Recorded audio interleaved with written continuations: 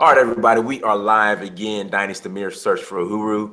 And this evening, I have the brother Thea West and the sister Shirley who's on with us tonight. And tonight's topic is, what are Black conservatives actually trying to conserve?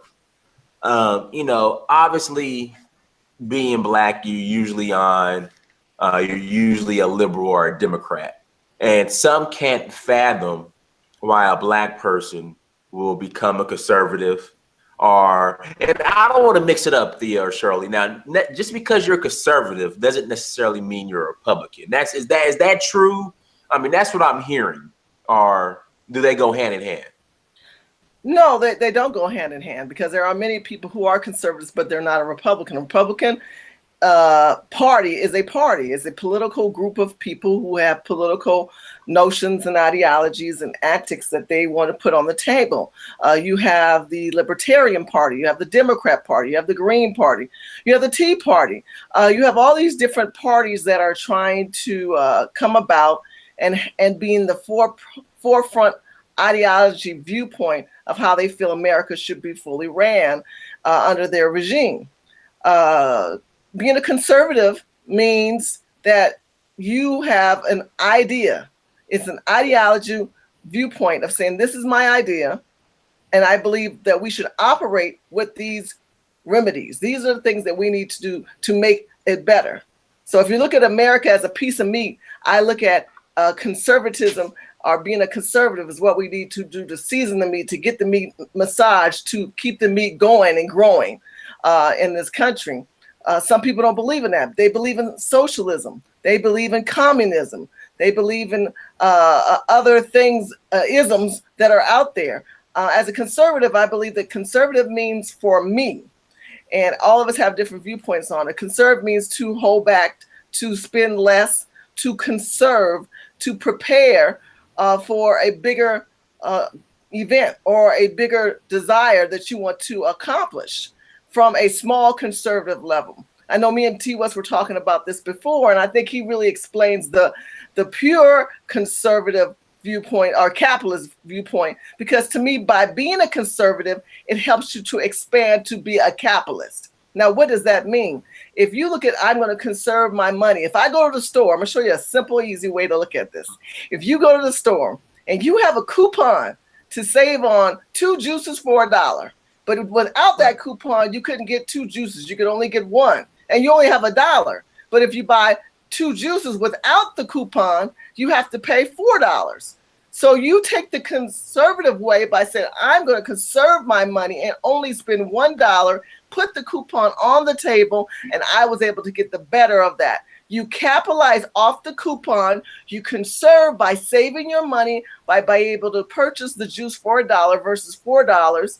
And you were able to stretch your dollar out so that you can do more on another day in your life. Well, that's life. We do that with gas. We do that with things that we might want to buy. We use wisdom with our money, and we look for the better deals. That's a conservative process. Now, I tie conservatism and capitalism hand in hand for me, because when I think of someone that's going to conserve their money, they also want to spend their money in a way they can get the better bang for the dollar, right? So if you want to get the better bang for the dollar, you're going to look and say, okay, by conserving, now I can save my money, and I might decide to go to Disneyland. Well, if you go to Disneyland, you're going to have to eat there and spend money there. Well, I need to make sure I have enough money to do that. So other days I conserve, so that other days I can get more liberal with my money. And I'm able to spend more and splurge because I prepare, because I know it takes capitalism. It takes capital, meaning money, to live. Look at it this way, Dynas. Mm-hmm. We all have jobs in America, right? Right. Everyone has a job because they need to capitalize off of their situation to pay their bills. They need to capitalize off the situation to pay their bills.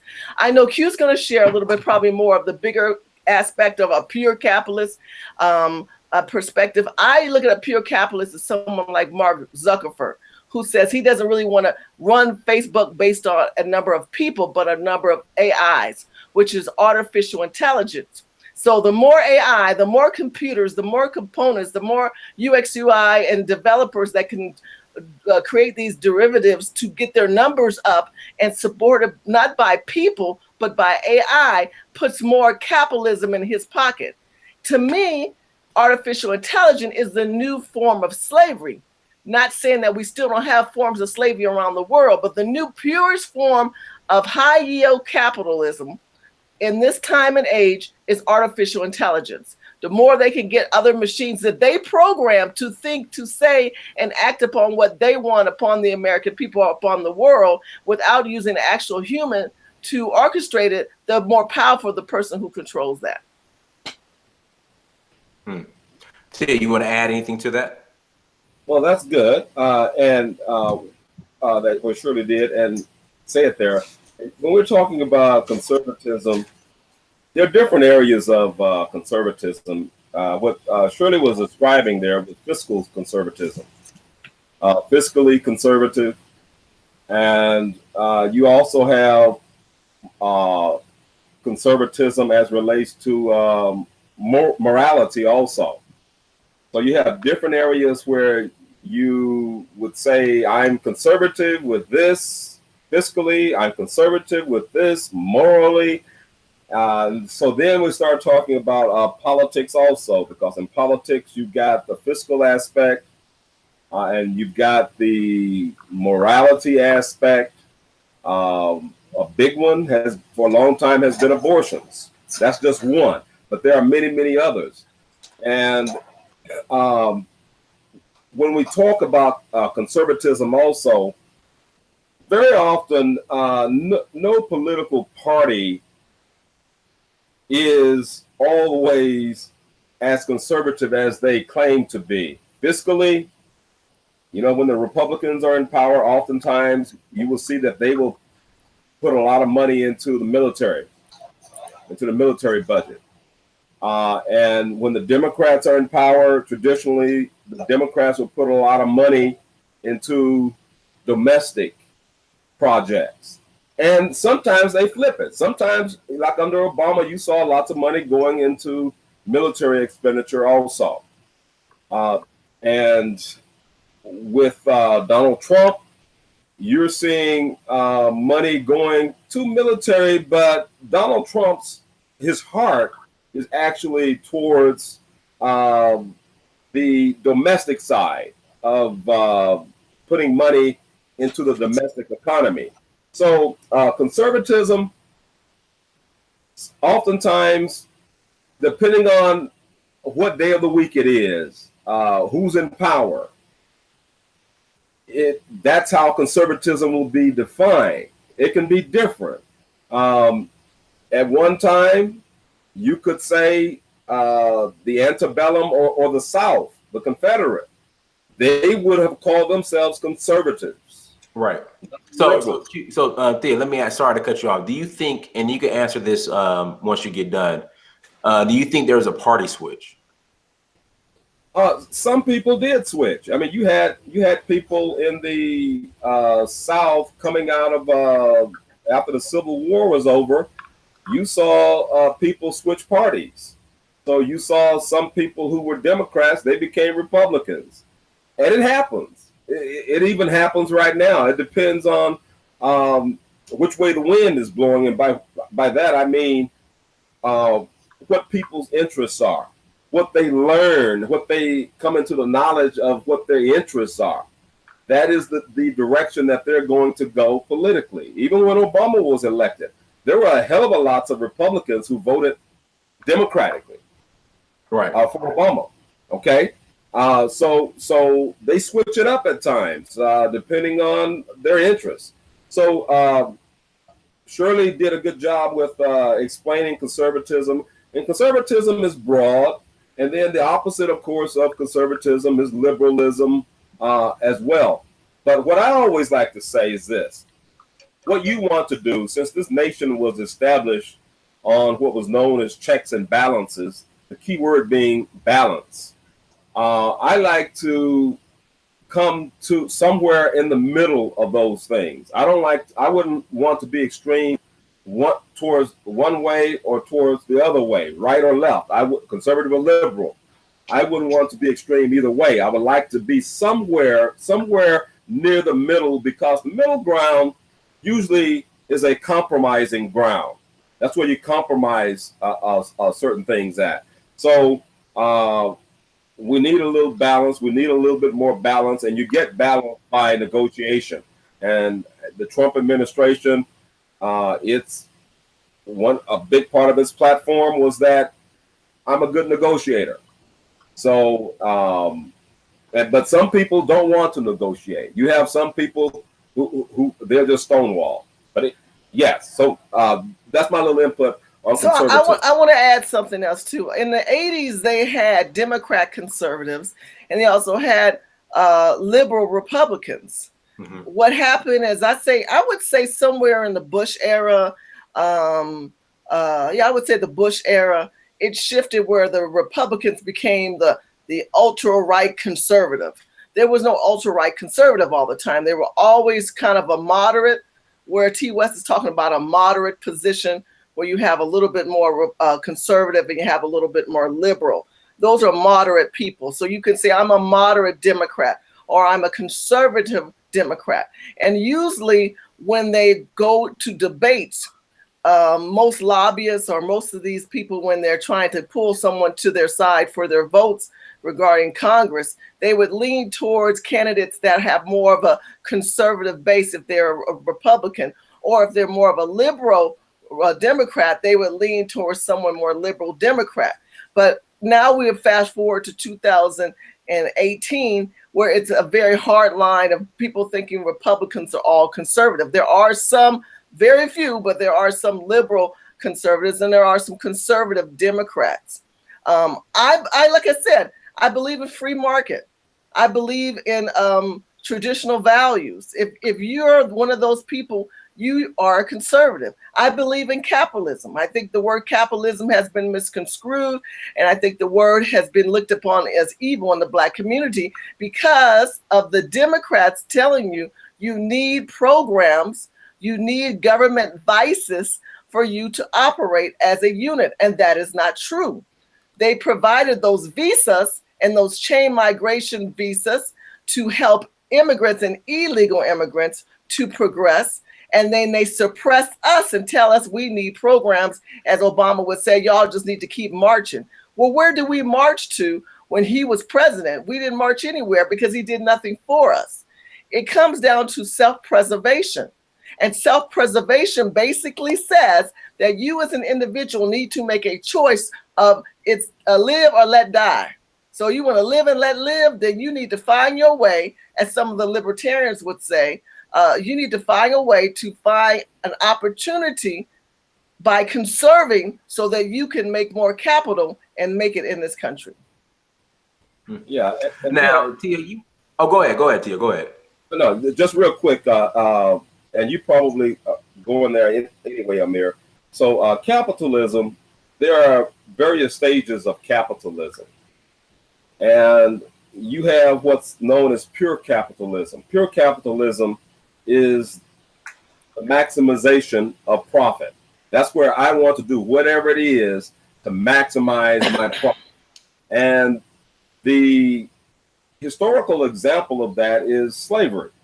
That's where you take a people and you enslave them to do the work, and you don't pay them anything, but they're producing a product, they're producing wealth for you, but they're not contributing anything back to you. So that's the purest form of capitalism. Now, you have other aspects of capitalism where each one of us, if we have a job, if we're working, if we have a business, we're out there earning capital. And that's good. That's a good thing. That's not a negative thing. Socialism would be the pure socialism would be, hey, people will get a stipend, they will get a check from a government or from a company. That's not a negative thing. You said that is not a negative thing? Who said that? I didn't say anything. Who said that? Is that you? No, I'm sorry. My phone went off and it's in lag. Okay. So you keep going. I'm sorry. I'm like, somebody I'm sharing the video. No. Go ahead, Thea. So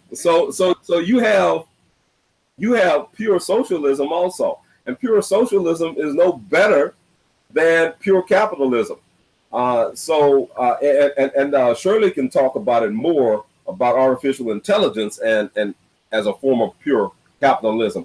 But with capitalism, what you see in operation with all of the millions and millions of illegal immigrants that have and are coming into this country, especially over the last 40 years, that is the most purest form of capitalism with a little bit of morality in it. You don't want to call these illegal immigrants slaves, but they're just one step above that because cheap labor. Yeah, it's cheap labor. Exactly. In That's addition, the best answer. they're not going.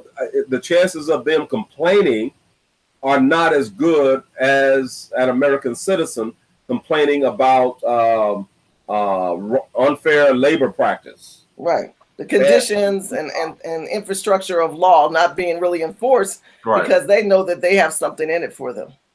Yes. Yeah. So we have a question. Oh, go ahead, Thea. Go ahead. I'm sorry. So anyway, I'll end with this. So pure socialism is not good either because you're relying on someone else to provide for you. That's a welfare state. That's a state where you have a people of dependency. Okay, and it's not a productive state. A question in the chat room. Parties by Anthony Brian Logan. Party switch is a myth. Blacks represent 35% of abortion, despite us being 13% of the population. What party supports abortion? What party? The Democratic Party. It's primarily, of course, it's primarily the Democratic Party, but it's not only the Democratic Party.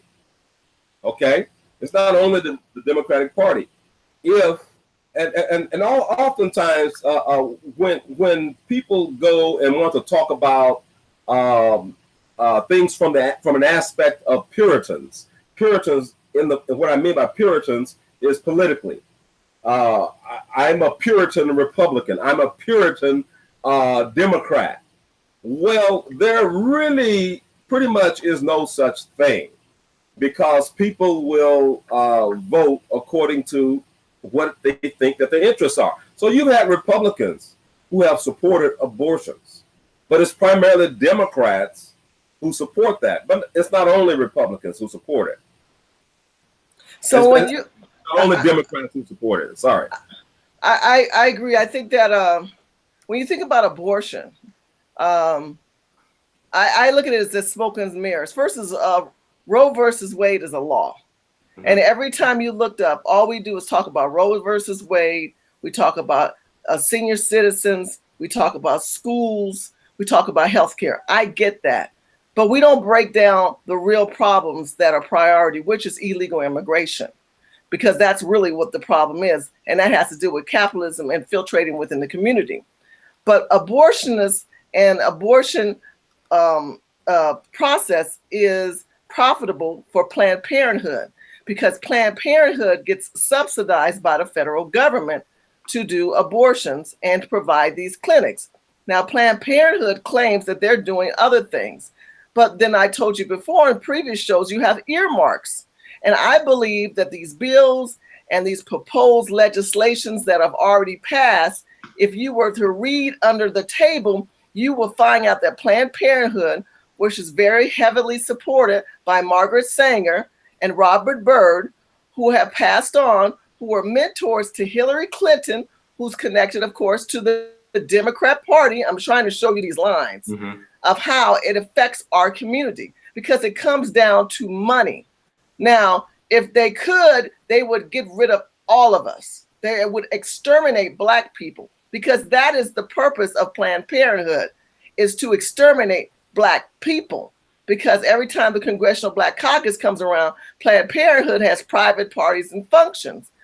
I say, why don't Planned Parenthood and the abortionists go after the illegals who throw their babies and say, my baby, and tell them to control their growth population in their community versus using ours.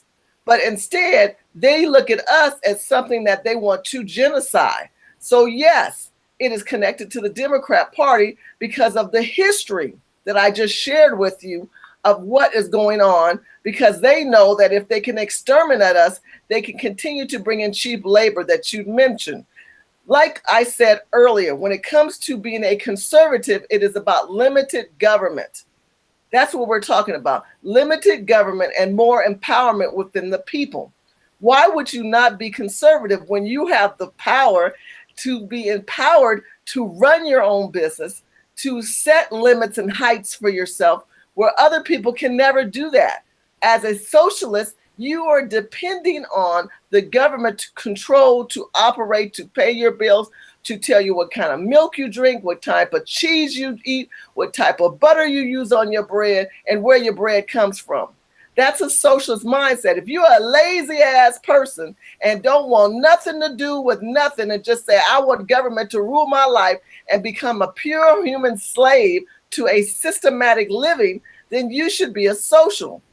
If you want to be a liberal person who says, live and let live, just take everything I want and I want to share and I want to give everything away, then you go ahead and do that. And you will see people take advantage of you, like you saw with NATO, where Trump sat back and said to these foreign leaders, no longer will America pay over 4%. 4%, where other countries are paying less than 1 to 2%, less than 2%. And it comes out, I think we were paying $706 billion to NATO to put into their programs of trade. How is that fair for America? So it's the same thing with Black people with the chain migration and the immigrant visas that have come into our community, where you wonder, how can the Indian man own a gas station? How can he own a 7-Eleven? How was he able to set up a Subway or Taco Bell or any of these franchise companies? How can you should question that next time you go to these stores and you say, how can these people are able to do that? Because government has empowered these people and devalued our people as well as devalue our life. Good point. You want to add to that, Thea, before I go to move on to the next question? Yeah, only one area with this.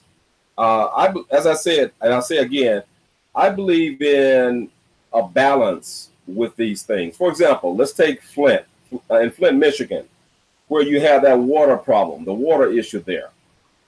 That water issue is a problem with governing. And when you have in place certain regulations that says that a municipality, that the government has to follow these rules with regards to water and other food products, some of that is good. It's good. Otherwise, government will do what you saw happen in Flint, Michigan, and that will harm people. It will cause people to more easily contract cancer. So some forms of regulation are good. And what you don't want over-regulation.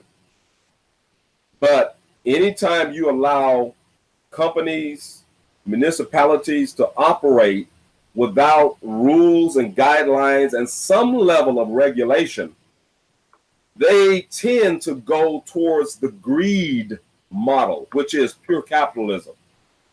As much money as we can extract from this. When you start talking about municipalities, we're talking about taxes.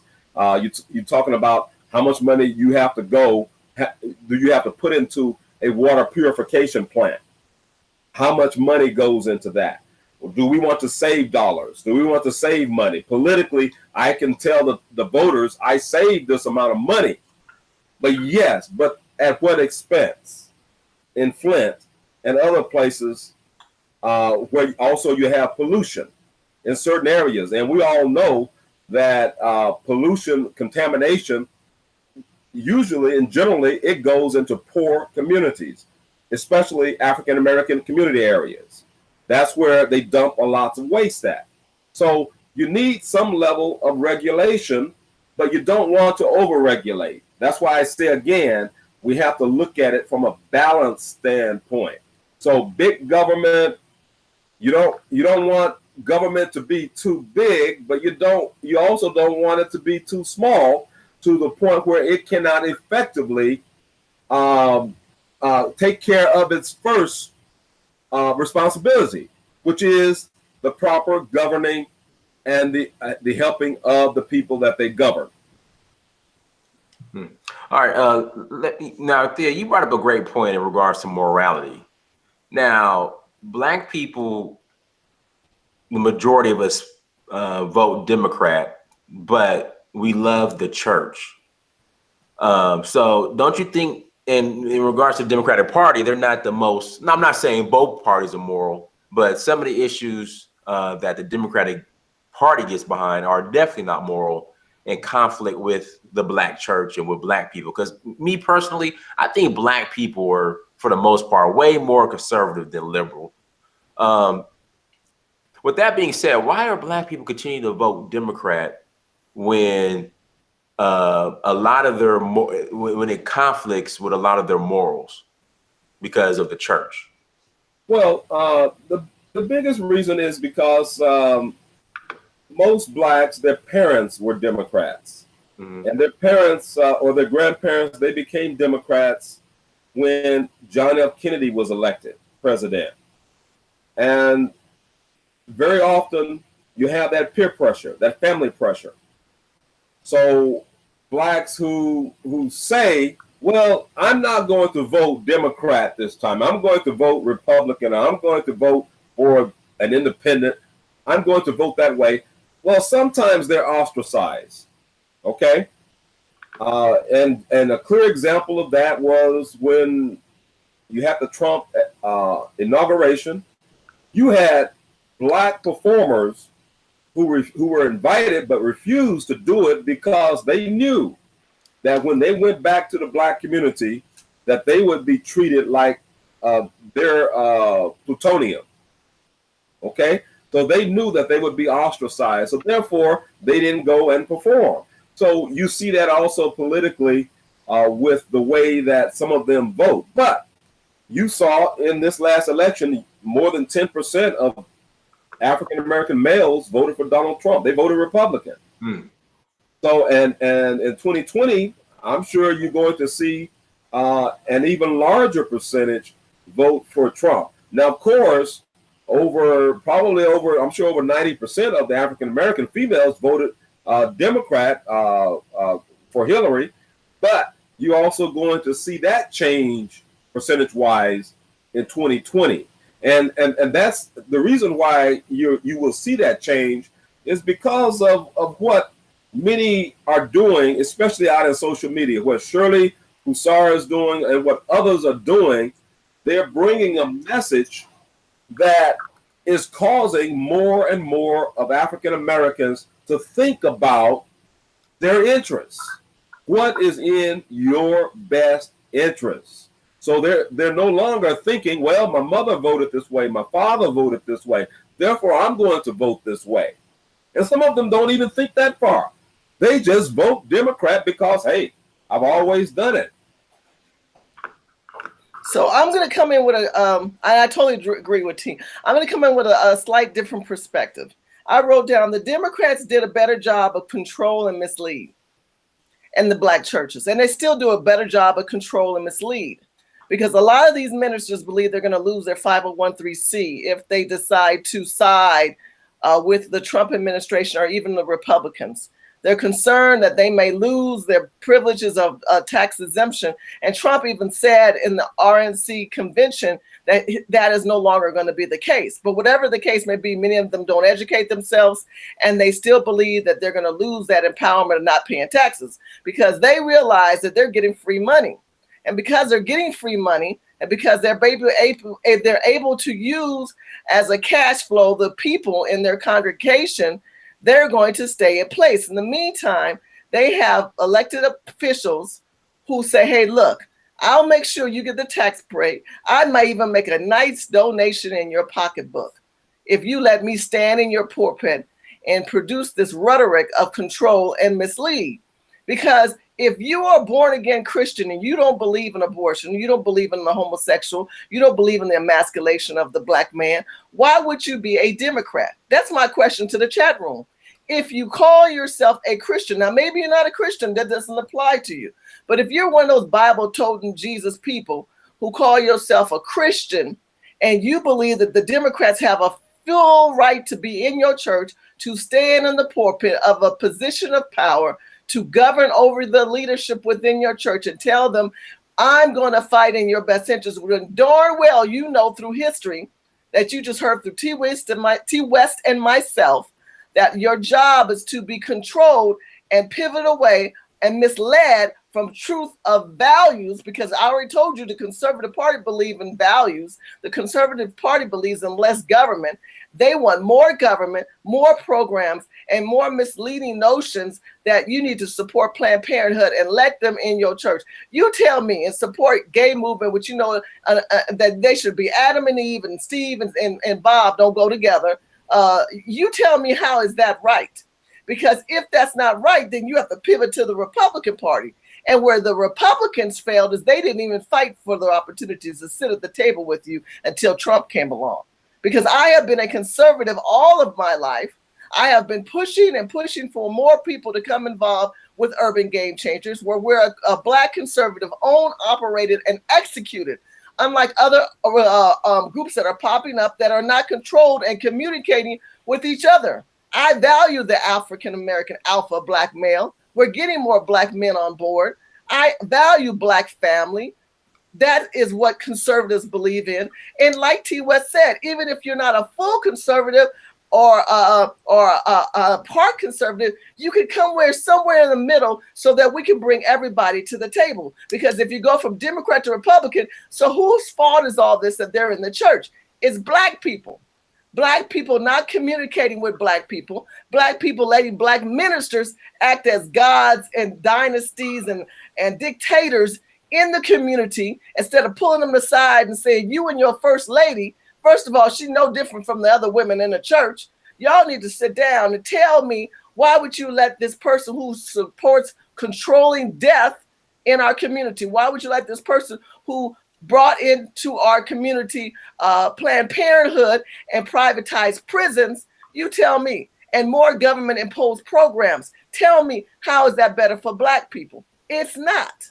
But because there's no accountability from us to each other, there's no accountability from us in communicating ideologies and viewpoints, we just say, well, the pastor's right, so we're just going to go with the pastor. The pastor's a pimp.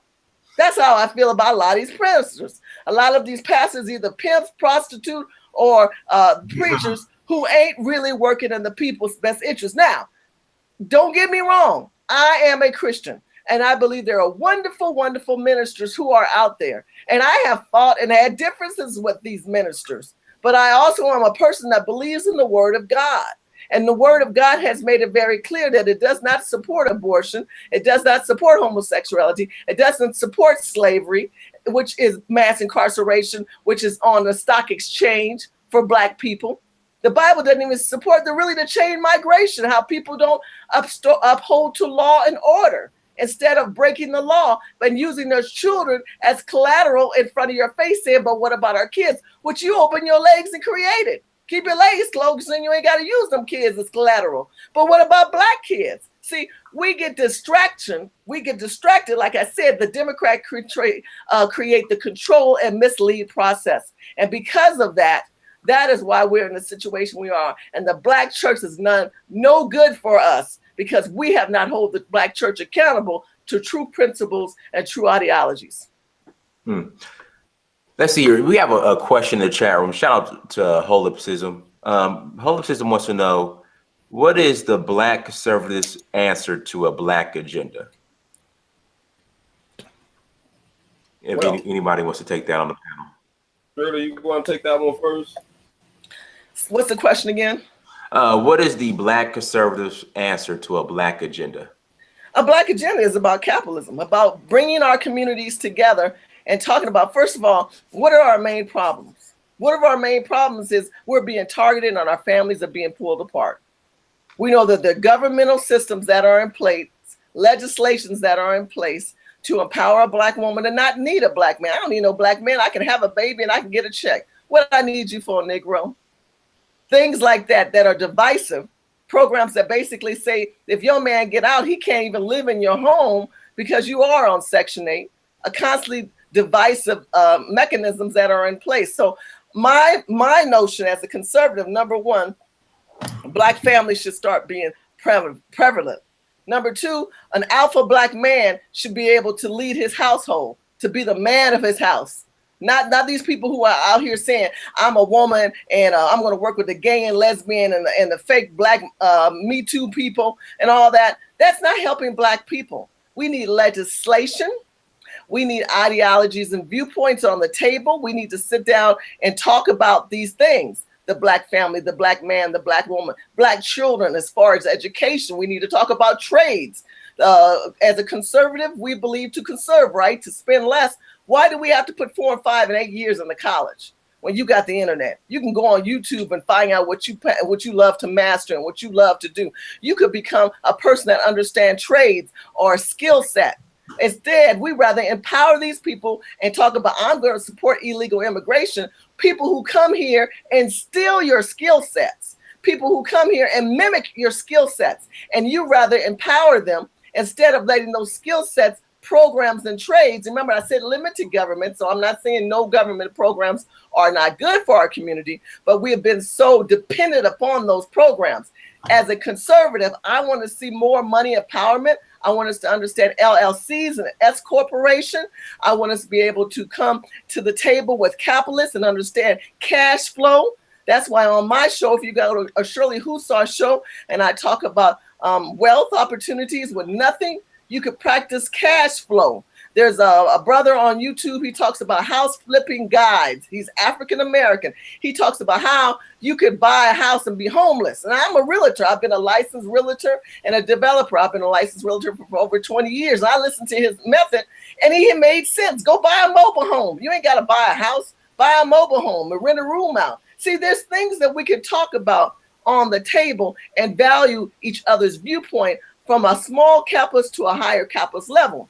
But when you talk about why capitalism or why conservative or what it's going to do as far as the Trump administration, at the beginning of this administration, I did a video and it gives a full breakdown. I'm not going to go through all of it. Go on my YouTube channel, Shirley Husar, Husar. Thank you if Doug is out there, whoever's in the chat room can push that in there. It's called Omarosa Buffoonery.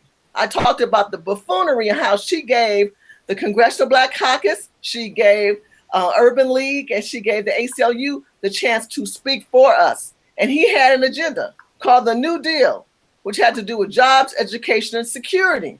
We could have worked with that base platform and layered on top of that family, policing, brutality, abuse, all these new people out there calling Black people random and going after us. We could put that on the table. Here is the man who is leading this country, but yet we want to sit back and talk about impeach him and we don't want nothing. You are a liar from the devil, and I don't even want you in the Black community. I need Black people who can sit down and say, you know, I don't like this white man, but damn, I got to get something out of it. We got to try to come and get something out of it. What can we get out of this administration? Well, you need legislation, you need laws, you need lobbyists. And that's why I'm encouraging people to join Urban Game Changers so we can create a dialogue. Because again, what I tell you the Democrats did, they came to the table to control and mislead, and the Republican Party walked away from you. Now, because of Trump, he's saying he wants to talk to you. But I said, before we go before the president, we need to talk to each other first so that we can put those priorities in place. Yeah, and very good. Hey, Mir, repeat that question. And the question is, what's Black conservatives' answer to a Black agenda? Okay, well, to a Black agenda, the Black conservatives' answer. Here's what my answer would be for that. You know, when you got the term conservatism, you got the term liberalism. Liberalism right now, it says that we want to bring in everyone else. We want open borders. So bringing in others, but yet you have in 2020, You have over 40 million people who are descendants of people who were enslaved and built the great wealth in this country. You haven't even given them restitution for those centuries and centuries of enslavement, but yet you're saying we want to bring in millions of others, give them the same and sometimes even more opportunities than you have, and we're calling it liberalism. We are liberal. After all, T. West, wasn't Christ a liberal? Liberal means giving. Okay? Now, so that would be the response of some. So, but first thing first, restitution. What I say right now is this: illegal immigration, and this is the Congress, illegal immigration or reparations. If you're going to continue with this whole illegal immigration situation, bringing in and allowing these sanctuary cities, sanctuary states, then African Americans, we demand reparations. And then we'll have the revenue, we'll have the money to do what we need to do as a group of people here in this country. So the Black agenda, that must be an essential part of the Black agenda. Once again, illegal immigration or reparations. Let's see if we have any more questions in the chat room. Everyone, please hit that like button as you enter the chat room. Please hit that like button. Now, Shirley, let me get your opinion on this. So, from what I've read or seen, Trump has sided with Putin in regards to this Russian meddling, that Russia wasn't involved. You have a lot of Black people who are outraged and saying, "Oh, he's a traitor. He's this. I can't believe you Black Republicans who are supporting this." But Black politicians, Black Democratic politicians, have not done anything for Black people since 1968 or 1964 with the Civil Rights Bill. You know, but when you bring up how Black politicians are supporting illegal immigration and feminism and LGBTQ and all these other issues over Black issues, they're ready to attack you. I mean, what's the issue? Why are Black people so against? And, you know, then again, when you have Barack Obama in office and you mentioned, well, Barack Obama didn't do anything for Black people. Here comes the well, he wasn't the Black people's president. He was everybody's president. Why are Black people so against focusing and fighting for their own issues and focusing on everything else? And then also deflecting with Trump. You know, he's a racist and he's this, he's that. Okay, well, Maxine Waters isn't doing nothing for Black people. Be quiet, Trump's a racist. I mean, what's this issue? You know, it's because the Democrats are brilliant at control and mislead. We have been so controlled and so misled that at the beginning of this administration, we've been talking about Russian and Putin and Russian and Putin. And I would say to you, those who are so angry, how is that going to feed your children? How is that going to put money in your pocket? How is this relevant to your life? You can't even tell me that. But this is why you don't want him in office, because he's siding with Putin, or he's trying to bring peace and trying to bring unity to our country with other countries, but yet make a strong stand that we don't be manipulated and taken advantage of, because we are a main power source to be reckoned with, as a force to be reckoned with. Look, we cannot be distracted by Democrats like Nancy Pelosi and Maxine Waters and Karen Bass and Camilla wannabe Black Harris and Cory Booker, all these people who you just mentioned support the ideology viewpoints that you just mentioned, the Me Too movement, the liberal progressive movement. Let's think about Black families. Let's talk about the agenda of the Black dreamers, the Black children today that are looking for trades and opportunity. Why don't the Democrats continue to talk about our dreams and our opportunity if we're going to talk about a Black community as a whole from a federal level and implementing federal laws and ideologies that are going to help our people?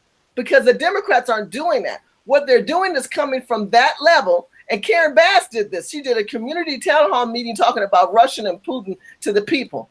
How is that pertaining to local and state that basically is more effective in your life? If you look at it from the opposite point of view, if you say, well, you know what, I really like Putin. I don't like Putin either. Trump shouldn't talk to Putin. Fuck Putin, and we don't want nothing to do with him. If you were to say that, what do we get out of any of that? So what I'm saying is, what are we getting out of either one of these that are going to affect our life immediately, right now? Because what I think you should be doing is forgetting anything that you see regarding that and addressing things that are affecting us. For example, the Emmett Till law that Jeff Sessions just reopened, right? Now we all perk up to that because we're going, yeah, we know about that case. We know about the case with this white woman who claimed all these things. Now she coming out old as Methuselah claiming that, oh, I lied. I just wanted to see a nigga get hung. You know, those are things that we need to talk about. Well, fast forward, it's happening today. Brother at the pool, woman gets pulled over by a car, person cooking out at the cookout. Right. Why are we talking about legislation that pertains to our life from a local and state level? Instead, we're taking up space and energy. For me, it's about energy distribution. And for you, it should be about energy distribution. And when people have you pivot, as brilliant as the Democrats are of control and domination of failed, divisive, destructive programs and ideology viewpoints and issues like Trump and Putin that basically mislead you from what you need to be dealing with, that's the red flag. You need to say, wait a minute, this is a red flag. I don't care about Putin. What I care about is this Emmett Till situation. Maybe we could create a law of protection that white people just can't call the cops just because they don't like the shirt you wear, or you wearing a black shirt with a African country and a heart on it. I'm gonna have that nigga arrested. I'm gonna get that one arrested. That's what I'm gonna do with that. With them pretty black teeth. He looked like he's an intellectual brother, and he looked at me different, and I don't like that, so I'm gonna get him arrested. Look, this energy's starting to pop up again. This is what's boiling, but instead of us, we'd rather be diverted and distracted by Putin situations. I think we've lost our priorities. What are your thoughts on that, Thea? Well, that's good. That's good. I agree with Shirley. However, we as a people should be concerned with all of it. And the reason why I say that, geopolitics, the enslavement of our people over 400 years ago, that was a geopolitical move. It was a coordination between various European powers. And because it was geopolitical, when we're looking at the situation that happened today with Trump meeting with Putin, that was a geopolitical event. That was something that causes other events to happen internationally. And it was important because from this standpoint, all of those wars, now you remember Hurricane Katrina, right? That started that war in Iraq based upon a lie. And then also they went into Afghanistan based upon the whole 9/11 situation, of which the deep state, the think tanks, the CIA, and all of the intelligence apparatus in the United States, they all lied even about the 9/11 attacks. Weapons of mass destruction, a lie. And then about who was involved actually in those attacks. Okay, they swept that, had their so-called congressional investigation, swept a lot of truth under the rug, just like they're doing with this whole Russiagate situation. What they're doing, throwing lots of lies out there with that. So now, bringing it right back to Vladimir Putin. Vladimir Putin did not start any wars in the world, anywhere. Vladimir Putin did not invade any country. Hurricane Katrina, Bush was hiding $2 trillion that he had to spend on the war in Iraq. And that was part of the reason why his hands were sort of tied until Kanye West spoke up with regards to going into New Orleans to help those black people who were in that situation. That's an economic situation here domestically that was affected by a geopolitical move on the other side of the world. It affected black people. Now, let me break that down a little further. After the end of World War II, you had the Marshall Plan, $50 billion that the United States spent in rebuilding Western Europe after they had destroyed their own countries, rebuilt it. Now, in today's term, $50 billion would amount to approximately $692 billion. So when we talk about the hundreds and hundreds of years that blacks built the great wealth of this country, and we talk about restitution and reparations, what's $692 billion? That's a lot of money. And it could go a long ways in what we need to do as a people. So geopolitics, when Putin and Trump said, look, we want to be friends. We are on talking terms. Well, who started screaming about that? You had Democrats were screaming about it. You had Republicans, John McCain, brain cancer, John McCain spoke out against it. You had other Republicans speaking out against it. You had the Western European powers speaking out against what? Speaking out against good relations between the United States and Russia. Now, why is that? It's because they want to continue the militarism, which is a huge portion of the American budget. Which in that budget, let me add to this, within that budget, they have earmarks. Look up the word earmarks. That means that they can put another little bill inside where they're able to skim money off to do whatever they please. Because exactly. some of these bills are so big, those legislators don't read it. They have pages and they have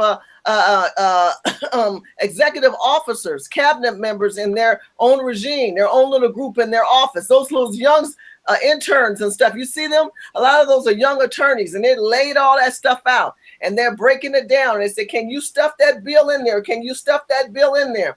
In the meantime, they're screaming on the floor about the surface issue, but in the bill, deep within the bottom row, they got all these things going on. So they know if we build, and I'm going to cut you off, but if we build better relationships with Russia, that means that there's going to be some money cut by somebody. But let me pivot back. We're talking about black people, right? We're talking about opportunities for black people. Why the hell you brown Negroes, you black Negroes, you African-American indigenous slave children Negroes give a crap ass about Russia? When your ass got Pookie in the jail right now, when your ass got a girl who's got a baby mama daddy who's trying to get out, who's been incarcerated for some bullshit like weed, and you not complaining about that. Why aren't you complaining about the sidewalks in your street, some better street lights so your grandma can get to the store in a more safer fashion? Why aren't you complaining about in your community, the police is not your enemy, but working in your best interest instead of letting MS-13 come into your community and start firebombing? Why don't you talk about that? Why don't you talk about Chicago, how them Negroes are getting all them guns, killing blacks on blacks, and stopping all that and having town hall meetings and stop letting the people talk about, let them have your gun. You ain't taking my gun, bitches. You ain't taking my guns. You gonna say, as black people, I deserve the civil rights life of a gun. I believe in the Second Amendment and I have these rights. We have been distracted and pivoted by the mastermind of the Democrat Party because they want to destroy and basically mislead. Look, we need to be advocate for black people. We need to be advocate for young black dreamers, for millennials with babies, for single moms, for black men who have been incarcerated long enough that they can go home and be the man of their house and not penalize that black man for getting out. Why are you so distracted and typing in about fucking Russia? Excuse me for cursing. No problem. I just don't understand you people. I just don't understand you people. Focus on black on black. Have empowerment, take that same venom, that same energy that you don't like when the things that I say or T West said or Q said previously on previous show or beautiful Dinus, take everything that we're saying and think about it from a chess move.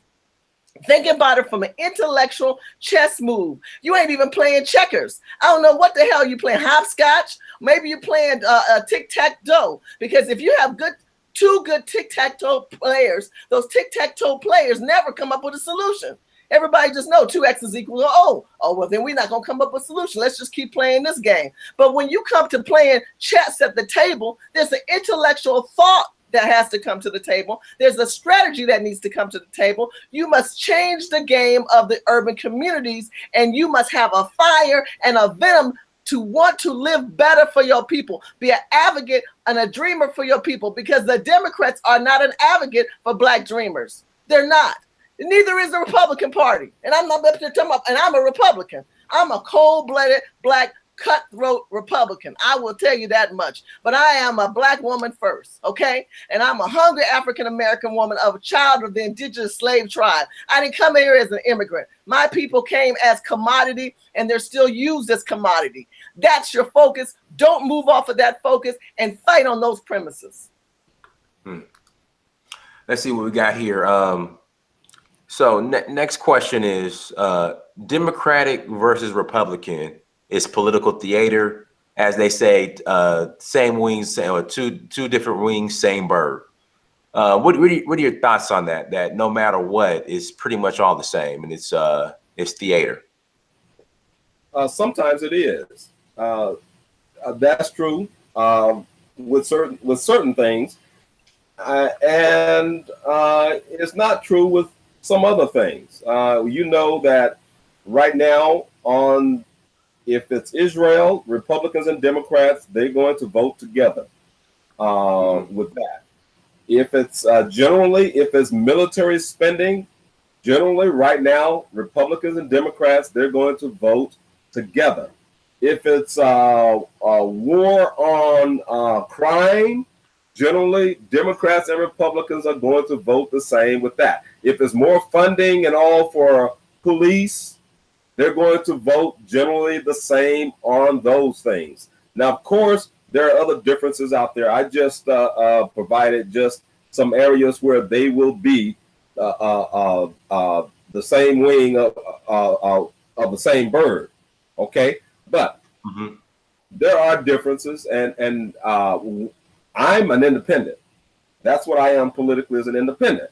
And I suggest that most Blacks register as independents. You can vote any kind of way you want to vote. I'm not telling you how to vote. You can vote Republican, Democrat, Independent. Independent party is very, very small anyway. They don't have any power. But just because you're independent doesn't mean that you have to vote independent, but you can vote Democrat or Republican. The reason why I say African Americans should register as independents is because that is tracked. Nationally, that is tracked. They count that. And when you start changing your mentality, you will carry out an action to reflect that change in mentality. And by you registering as an independent, then the political parties, the two major parties, they began to realize, well, wait a minute. These people are indicating or sending indicators that they are now independently minded. They're thinking independently now. So then they start, the party leadership start thinking more about, well, what are your interests, T. West? What do you all want? What is it that you want? And you want to bring those questions to the table. And that is one of the best ways to bring those questions to the table. And as I said, they track it. So I'm gonna step in and have a little different viewpoint than T. West. Right now, you have all known about Republicans versus Democrats, but you have this new thing called the Trumpicans. So the Democrats, the Republicans, and the Trumpicans. Trumpicans, because we're under Trump, we have a different ideology than maybe the old school where you did see a lot of similarities. Because there are Republicans who are considered rhinos who do not support this administration. A Trumpican like myself that support President Trump believes in America first, that we do everything American first, that we, as Americans, we put our country first, we put our language first, that our people should be considered on the front line first. The Democrats do not believe in that. You see the difference in the parties a lot when you see the State of the Union address. You'll see one party stand up and one party sitting down. One party standing up and one party sitting down. That'll give you an idea. The Democrats really support Planned Parenthood and abortion. The Democrats also support mass incarceration and more government spending to build more prisons in this country. This is why Trump is trying to pull back on that, because those people can talk about prison building that was created under Obama. And when you're the new leader, the chief of commander, you have to come in and take the wheel of the helm, and you can't just quickly turn that ship around. You have to look at what the operational devices have been put in place to keep moving forward on, and identify that we're going to put a halt on that, like Trump did with the transgender bathrooms when Obama had enforced that within the Black communities and urban communities, that little transgenders can go to either bathroom, when we know that rape and pedophilia is on the rise. And Trump identified that and turned that ship around. So that was pushed under the Democrats. So there is clear lines between the Democrats and the Republicans because of Trump coming in the middle and also creating a new wave, a new party of the waves, and saying, look, are we going to have a clear stand on this? And then you'll see people who will wear the red hat and say, I support Trump, and Republicans saying, no, I don't want him. I want someone like maybe Mitch McConnell or some of these other people who are out there with their ideology and viewpoints, Republican and Democrat, that are out there. But look, I'm this kind of Black Republican woman.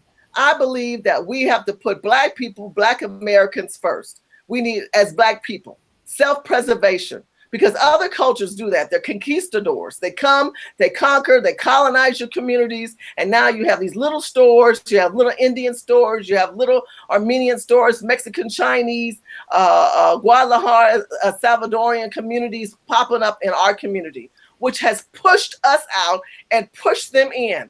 And now we have to talk about ourselves as inclusive, and we have to talk about a collusion and collaboration with these people. And I'm saying, screw that madness. Black be Black. Empower the indigenous slave tribe children, as T. West had mentioned prior. And that is that we say, hey, look, we were here before. We built this country. We helped develop this country. We were used as capitalists in this country. Why are we not priority? And I go back because Black people aren't communicating. Black people don't put legislation and lobbyists on the table. Look, if you guys don't share this information, by the way, I think there's a little under 200 people watching right now. I'm going to do a Dynas commercial. Can you please share this link? Can you please get those likes up? Can you please, because I know many of us have been on consistently talking about this, but we have to drive this knowledge into each other. We have to build a level of communication, because there's people who are divisive out there and want us to continue to talk about a plantation and want us to continue to talk about abortion, continue to talk about, oh, the other side's so evil. I don't care about those other sides. I care about us. I care about our children. I care about plans and actions of motivation that's going to move us forward. Yes, we do need limited government, but the government that's in place is not working in our best interest. So share, and please get the likes up, and please get out there, share my video, T. West's Afro Synergy. We're putting good videos out. I mean, some of the videos that you guys like to watch are stupid. We're providing basic informational videos to help you understand how to play the chess game that's going on upon our people. Let's see what else we have in the chat room. Shout out to Miss Cheryl. Miss Cheryl, her statement is, thank you for the super chat, Miss Cheryl. Black families teach our children STEM skills, math, etc., and must learn a second language. The economic playing field is international now. What is the end game for Black people in America? We'll start with you, Thea, then we'll move to Shirley. Well, the end game for African Americans is to finally get what they built, what they were promised. And of course, everyone knows about the 40 acres and the mule. Everyone knows about that. But what has happened, all of that was sabotaged. Coming out of Reconstruction, after the Civil War was over, after the Emancipation Proclamation, then you had Jim Crow. So it was sabotaged at that time. So African Americans did not get what was promised to them at that time. Then after Jim Crow, then you had the Civil Rights Movement. So you had the promise of equal employment for education. You could go to school. You could go to the colleges and universities.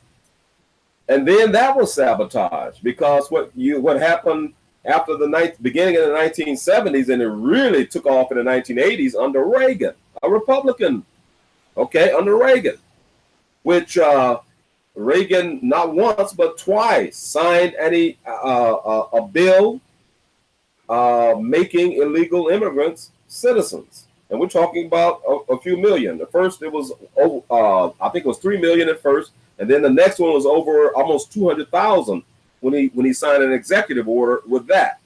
So that's why I say, we have to look at our interests regardless of what name is on it, whether it's Republican or whether it's Democrat. We have to look for what is in our best interest as Black people. So what you have, it was sabotaged with the huge level of illegal immigrants coming into this country. And then they used the 14th Amendment in order to do it. And the 14th Amendment was about slavery. It was about the children of slaves, of how they would be citizens of the United States and how the enslaved would become citizens. Now, the illegal immigrants, they're using that. Even Roe versus Wade, that was used with the 14th Amendment. Even the LGBTQ, they're using the 14th Amendment for that. So all of them are piggybacking off of what was intended for African Americans, what African Americans were supposed to have gotten out of hundreds of years of enslavement in this country. And they did not get it. And now you see millions and millions of illegal immigrants getting much of what was supposed to have come to African Americans is going to illegal immigrants with the sanctuary cities, the sanctuary states.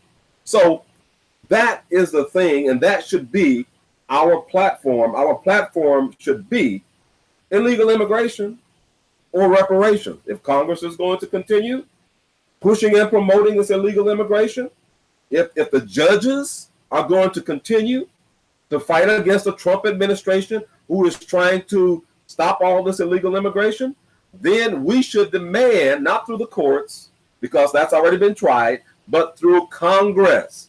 That is where we must do it. The Democrats, through the Democrat of Michigan, what was his name? Conyers. John Conyers, you had House Resolution 40, which was about reparations.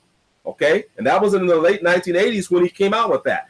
They haven't really done much of anything with the Congressional Black Caucus. But that needs to not only be in the House, that needs to be in the Senate, a twin bill for reparations. We need to do it through Congress. We need to force that through. We've got 2020 that's coming up. That will be the 400th year of African Americans being here in this country. So that should be our platform. That should be our position. That is how we should be moving forward as a people here in this country. We must demand it. Okay, so I'm going to come in from a different perspective of T. Dinah, say the question again. What's the end game for Black America? The end game for Black America immediately right now is technology.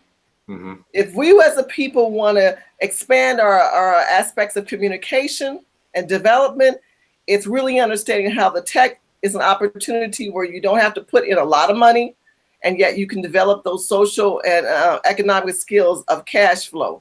So I'm going to give you a couple of places that you can go. One is you can go to meetup.com, and you can go to meetup groups that have to do with technology. You can go to YouTube and learn about UX UI. That's the people that design the front interface of your computer, of what you're seeing right now, the written form, the visual form. You can learn about coding, which is the back end side of computers, where it gets you the operational side.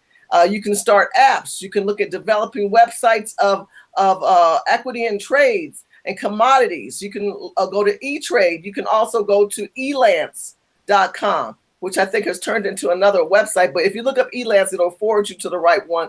And that's where you can basically hire people from other countries, like people with money do, and study cash flow. You can go to Kiyosaki's book, Rich Dad, Poor Dad. And you can go online and go to cash flow, the classic game, and practice playing. How do I develop cash flow? The end game for Black people is money. The end game for Black people is capitalism. But how do we do it on a level where we can get money now? I'm not disagreeing with T West, but that the issues that T brings to the table takes legislation, it takes lobbyists, it takes laws, it takes an organization like we're trying to do with Urban Game Changers, and it takes money to hire the attorneys that we can sue the federal government and not implementing laws that already are in place. The misconstrued and manipulated civil rights laws that were designed for blacks and even Indians. The Indians are still able to protect their laws. The Jews can protect their laws. But when it comes to the dreamers of our black children, the indigenous slave tribe children, they are misconstrued and given the same benefits as all these immigrants, this inclusive and Me Too movement. So if we want to talk about how can we execute as black people in today's time, I really truly believe it is in technology. And not only technology, but cash flow and commodity of goods and trades. We should take back the hair industry. The Koreans have basically dominated us. That documentary that you were in, Dinus, where it talked about hair, and you also are able to see that they create magazines, and black people write for the other side, which is Koreans. They put it in their language, so when you get the magazine, only their own people can read it, and they use black faces and black hair on there. Right. This is an underground movement that is divisive against your people. Let me give you some people to follow. Wonder Woman Tech is another one of my friends on Twitter. Wonder Woman Tech's going to be having an event real soon. You should go to Wonder Woman Tech. Another person you should follow is the real Gina Loftman. Go to Gina, Gena Loftpia on Twitter. If you go to her, she's written a book called Rat Race. It's a real simple book. I think she said she wrote it so it was an 8th grade level to read, of how you can get out of the rat race, the stress that you're under of your everyday life of just paying your bills. I get what T's saying, and I respect what he's saying, and I believe that we should be getting our benefits of what our grand ancestors did for us. But unfortunately, there's white Americans and other people who have come here who are riding on the backs of us who say, no, you shouldn't receive that. You're just the same as me. You're just the same as the El Salvadoran or El Guadalajaran or any of these immigrants or illegal immigrants. And I am telling you, if you are a child of the indigenous slave tribe, you are not. And I am telling you, even if you're a child of an immigrant, black immigrant, and you're here and you're black American, you're born and raised here, your parents came here legally, I'm telling you, you need to focus in some aspect of technology in anything that you go into. If it's in sales and goods, or if it's in a medical field, if it's in a legal field, there's always something tech supported based behind it. Put yourself around mentors. Find people of wealth and great mindset. Get them broke Negroes out of your life. And stop casting your pearls on poor swine. Shirley, get who out of your life? Get them broke Negroes out of your life. There you go. Get them broke Negroes out of your life. Them poor-minded Negroes. Them broke-ass Negroes up there always talking about, you can't have nothing. You ain't going to get nothing. We meant to be broke. No, Negro, you meant to be broke. Go and be home and watch your daily bull crap online. In the meantime, there are wealth-minded people. Do affirmations. Say good affirmations to yourself. Go ahead and look up The Secret. I know that's an old book people to look up, but they got YouTube videos. Watch The Secret, where it talks about kinetics and neurological programming. You need to study these things so that you can understand programming. Like I told you, the Democrat wants to destroy and mislead. And so they use certain kinetics to manipulate you to be acceptance of self-failure, self-deservation, self-denial of goods that you should be entitled to as an American citizen and as black capitalists. Frederick Douglass talked about that. Sojourner Truth talked about that. Harriet Tubman talked about it. Martin Luther King, even Malcolm X talked about that. But for some reason, we pull it into 2018. Y'all don't want that. You just want to attack me because I'm a Republican and I'm black, and then create all other kind of crap online. Look, this is about intellectual conversation of chess. This is about intellectual conversation to say, I'm tired of the mindset that I'm in, and I'm going to change the urban game in my life to make a difference. Thank you for dropping that, Sister Shirley. We enjoyed that in the chat room. Really appreciate that. I mean, what we'll do, we'll go ahead and any questions in the chat room? Any questions in the chat room? He said, we are not incapable of building, but you keep voting for the Democrats who are keeping us dumbed down. How do you feel about this? The Democrats are keeping us dumbed down and subservient and dependent. Like, I would say this. I'm gonna jump in real quick on that one. I wouldn't say it's the Democrats anymore. It's you. Come on now. Before you had the big threes, right? You had ABC, NBC, and CBS, and we would listen to this news, and then we would listen and we would read papers. And the only way we really heard true communication was within the Black church. And then you can say, as you heard earlier, we talked about them, they got bought off. So then we couldn't really hear clear communication of truth, values, and execution. Because we don't talk about execution. We just attack each other and put each other down. They got us divided like they did with the slaves and them people coming over here from Africa, Africans selling off Africans, okay? So they know the racket. Remember, they use this as commodity. That's why the federal, when you talk about the Union and you talk about the South, when they conquered the Civil War, they know how to create chaos among Black people. Well, that stuff is still going on today. But come on, it's 2018. You got shows like yours and mine and T West, and a shout out to the Advice Show and Tree of Logic, and even shout out to Anthony Bryan Logan, and of course my girl Kiki Green, Nene Green, and Nikki Green. I keep saying her name wrong. She's gonna kill me. But you look, we have good people who are out there. Oh my God, the Chronicles of Judah, Cynthia G. We all do not agree. Let me clarify this. Even Yvette Cornell, we do not all agree, but doggone it, at least we got a seat at our own table. So don't sit there and say, what about the Democrats? It's what we allow. It's what we allow. Stop allowing it. Let's just start talking to each other. Let's start building a better relationship with each other and sit back and say, you know what? I don't like you. I don't agree with you. But you know what? You've got some valid points. Let me go back home, do my homework, come back and say the right things. What about you, Thea? So that question again was about repeat the question.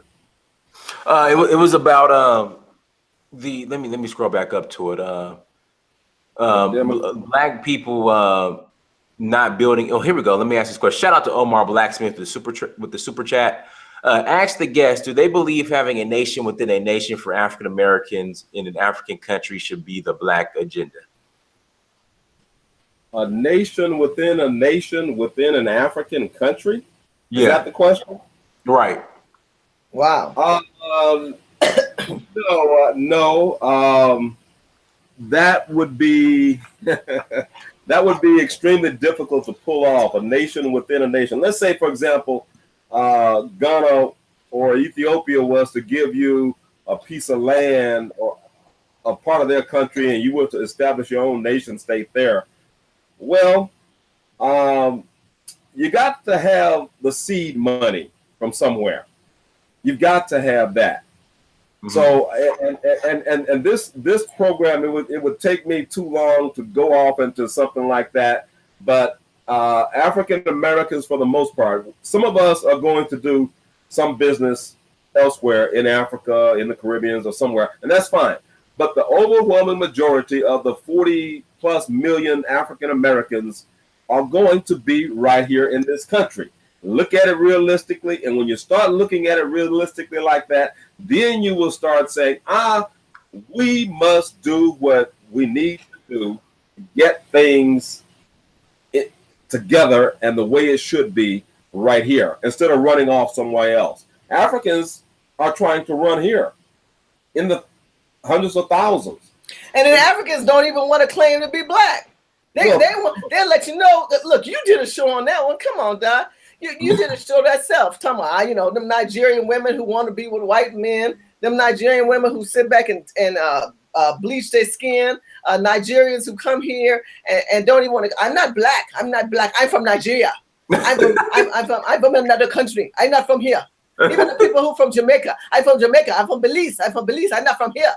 Okay, nigga, you ain't from here. What the hell? Okay? So I am. So you want me to focus on that? Come on, Brad. Come on, seriously. You live under a regime of America, of these United States of America. You live under the Constitution of law and order under these events of America. Let's just get focused here and stop talking about all this African stuff. I respect my African brothers and sisters that respect me. But most of them come here and they snoot their nose up at you like, you know, you a lesser than a quality of person, you know, and they want to almost, if they could claim, they'd be white. They would be white if they could. You see, they bleach their skin, looking at orange, them orange looking black women they got out there, them with that orange looking black skin, they keep pushing with all them creams. I'm just being honest. I'm not trying to be mean. I'm keeping it raw and real. I'm black. Now, of course. Now, there are Africans who are like that, but most Africans are not like that. But look, the ones in social media and the ones right now that are being pushed to the front, just like every black person don't walk around with the pants hanging down. Like every black person in America is not homeless. Like every black person in America are uneducated. That's not what the media is pushing. The media is pushing the latter, just like with the Africans. They're pushing these Africans. Oh, I'm not a black American. I'm African. That's who they push. And I'm saying within our own people, we need to fix us first because there's too many other narratives. I understand, and I'm not trying to disrespect the Africans. I got African in me, so why am I disrespect Africans? That don't make no kind of sense. That's stupid. But what I want to make you clear to understand, I have also come from an African descent that has been here for 400 years. Now you want me to go back 400 years and focus on the origin of my existence, 400 years, and talking about empowering that origin? When we ain't corrected the one here, when we live under a constitution of we the people in order to form a more perfect union, establish justice, and the domestic tranquility is not in place, we're derailed by all of that. We're derailed by all of that antics. And I'm black, I'm African, I'm Negro, I'm colored. I don't know what the hell you are. I know you broke. I know you're homeless. I know you full of crap. I know you ain't got no values on the table. I know you ain't trying to work together, and you ain't nothing but talking and bagging about people and calling them all kind of names on YouTube and Facebook. You're not proactive. You're just reactive. I know that much. So when you start working with a reactive organization, when you can bring something reactive that is going to be beneficial for the children of the indigenous slave tribe, who basically you're riding off the backs of, who picked cotton and made this country, then you let me know. Then we can have a seat at the table with each other. I'm black. Wow. All right, so what we'll do, we'll close out on a positive note. But Shirley, everything you said was on point. Thank you. What we'll do, and again, we're not lumping all Africans together. We're not stereotyping all Africans, but you know, again, I personally believe that Black Americans have always extended a hand to Africa, but it hasn't been reciprocated. So I just believe that it's finally time for them to extend a hand to us and reach out to us in a formal, organized manner. I agree. It's always been documented. No matter how much hell we went through here in America, Black America has always reached out to Africa. And then obviously when Africans come over here, they benefit off of the sacrifices of Black America with our institutions that we've built, not only here, but also in Africa. But as I said before, it's not reciprocated because there's no institutions in Africa that me as a Black American, when I go over there, I can benefit off of. But when Africans come over here, there are. So, but I agree with you, but I will say this to you, Dinas. We have to watch our energy distribution. We only have so much time in a day, and we have so many things on our table. And as African Americans, with the opportunity with this administration, who was a disruptor, you have to all at least agree with this. Trump is a disruptor, right? He's disrupting the Republicans as well as the Democrats.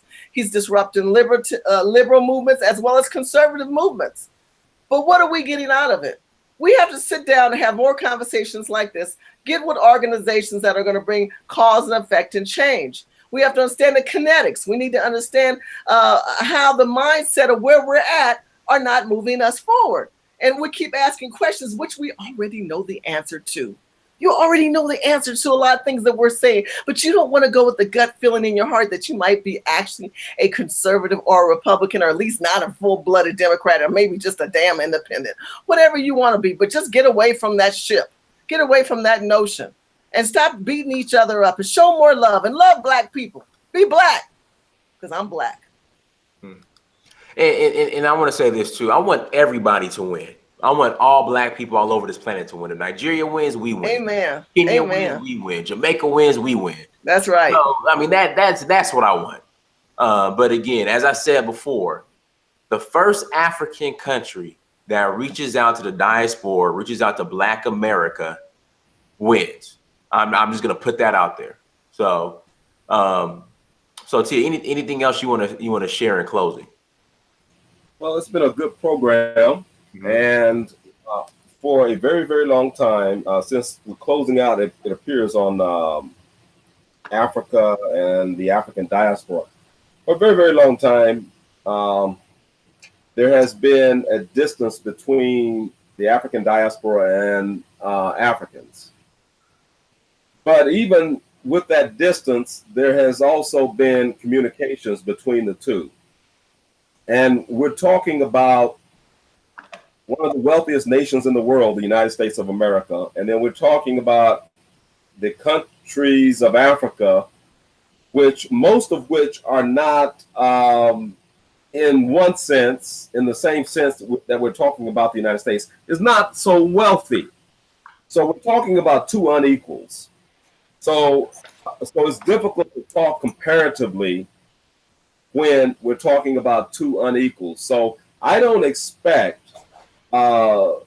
most African countries to contribute much towards me and my plight here, other than, it might be some verbal support. I support you in police violence against blacks. I support you in that. That's just one example. But I don't expect a lots of financial support, anything like that, because the great wealth is here. The great wealth is in Europe. And much of that wealth was exploited and extracted from Africa. We are living examples of that because it was we as commodities who built this. Okay. And that being the case, we have to always take the high ground. I understand the pain. I understand the frustration, and I understand the minority of mouths and voices that you got out here on social media who's talking a lot of nonsense. I understand that. But knowing Africa, being there and knowing the people and all, most Africans by a majority do not think that way. And that's the way, that is the image that we want to, and we must project that image because we're going to need them in the future going forward. They're going to need us in the future going forward. You look at the Hispanics and you look at how they have a country that they come from. They have an economic structure that they come from. They have a banking system that they come from. When they come here, they're coming with resources. When you and they're giving their resources back. They build their wealth here and they give it back. Yes. So when you look at the Asian countries, you're looking at the same thing. They've got resources in the countries from which they come.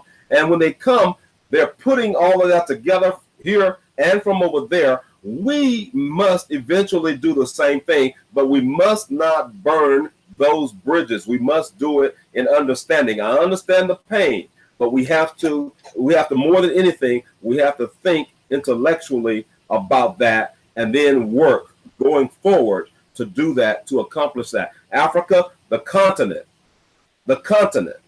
is the most richest continent on the face of the earth. Over 97% of all unique raw resources come from and are sourced from the African continent. If we're talking about oil, diamonds, commodities, that's powerful. It is. And now let me add one more thing. Brilliant. Very well said, T. I want to add the Commonwealth. Look at Europe and the Queen and how she dictates to a lot of tribal leaders and a lot of tribe leaders and a lot of leaders in Africa still operate under the regime of the Commonwealth. I predict that when Queen Elizabeth does pass away, which she's 90 years old now, but she will eventually, she can't live to be 152. She's going to die eventually. I believe that the Commonwealth African leaders that follow that regime and that operation will go back to the table and renegotiate, or they should be trying to renegotiate right now because everything's topsy-turvy.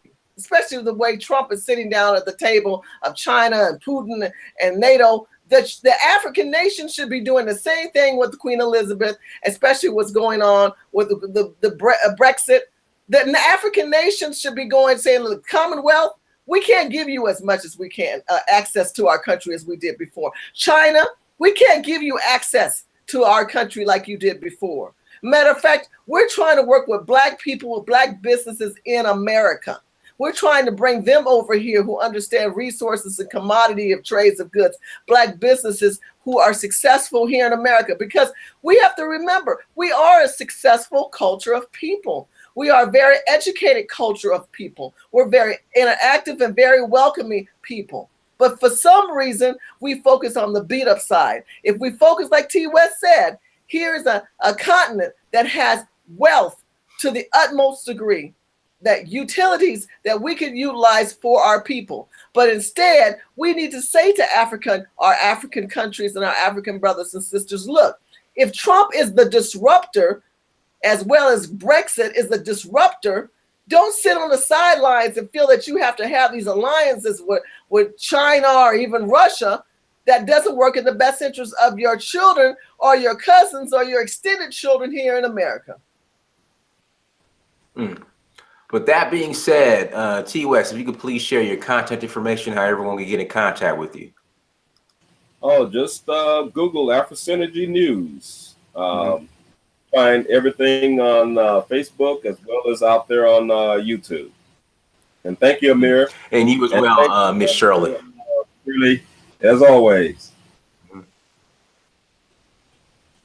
And you as well, Miss Shirley. How can everyone get in contact with you? You guys can find me on urbangamechangers.com. Go to urbangamechanger.com. Please sign up. We're looking for more people to join our fight. We're building executive officers nationwide. We are a proactive group, not just a reactive group. We are Black-owned, Black-operated, and Black-executed organization. We are a conservative Black organization. We believe in wealth and we believe in capitalism. You can find me, Shirley Husar, Husar, on Facebook, Twitter, Instagram, and Snapchat. Please sign up and share my YouTube videos. It means a lot to me. I want to get my numbers up. I also need you to follow me on Facebook and make your comments. Give me your ideas. You may agree or disagree, but we both have to agree that we as a nation of people have to do better, want better, and become better. And we do that by communicating. God bless you. Thank you for your love, your likes, and even your dislikes. Even if you don't agree with me, it's okay. It's okay, because we are Black first. All right, then, Miss Shirley, I got to get you back on Wednesday. So we'll be back. We'll be back. Okay. All right. Perfect. So again, everybody, thank you so much for joining us. Make sure you go to search for Uhuru on Instagram, Snapchat, Twitter, and Facebook. Also go to AfricaPersonified.Africa. Go to search for Uhuru.com, DynasMir.com, Amazon.com. Search your name, Dynasty Amir. Please buy a book. Until next time, family, thank you for joining us. Peace.